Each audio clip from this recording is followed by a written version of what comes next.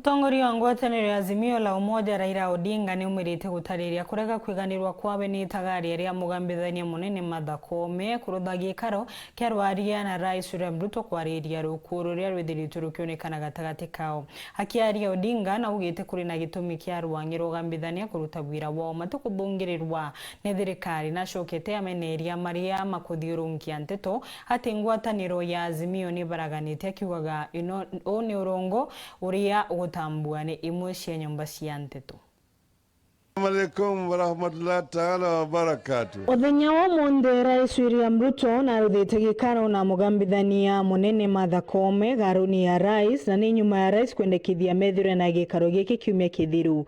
Ni gikaro kiria maumbite kwariria montu mwanya mwanya maribo gukabanira na ungumania uria ugucokia nthi ya Kenya nyuma kiuthie na mbere kuthondeka mawatho maria rwangirwa ugambithania magatumira ni kenda gutigira kioto ni gikuonekana kiri Kenya na kinyagia ungumania kuthira bororo na mauntu mangi.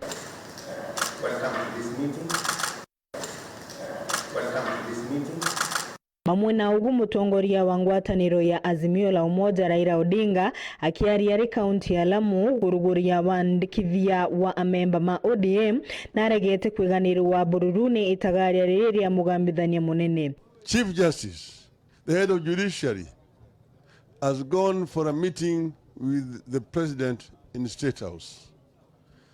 This, in our view, is an irresponsible move.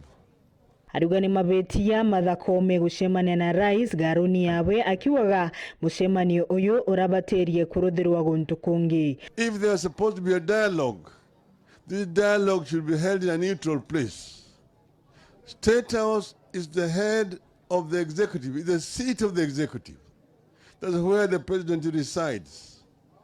If there's going to be a dialogue over issues of governance, they should be held in a neutral ground.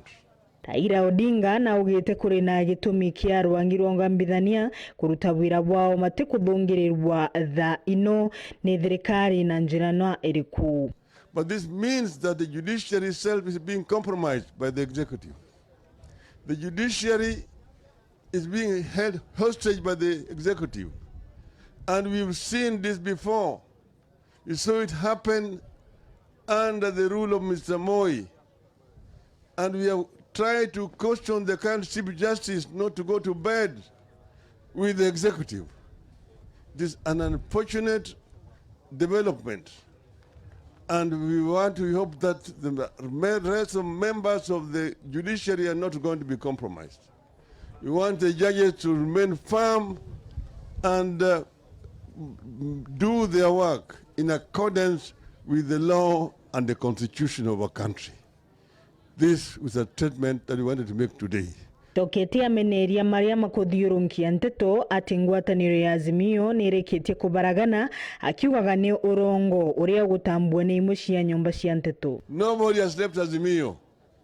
Azimio has remained intact, except a few members of parliament who decided to take a walk. But the leadership of Azimio is intact. There is no dissension. There is no disagreement anywhere in Azimio. And that's why we actually are taken aback to see a banner headline in a very senior media in the country. We want to say this is irresponsible journalism that must be discarded. We don't want the media to try to spread despondency among the members of Azimio. We have stood very firm. Azimio is on a course of liberation of this country. Azimio iko imara.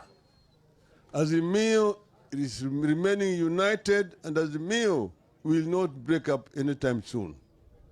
We are on a course to liberate this country from the tyranny and the responsibility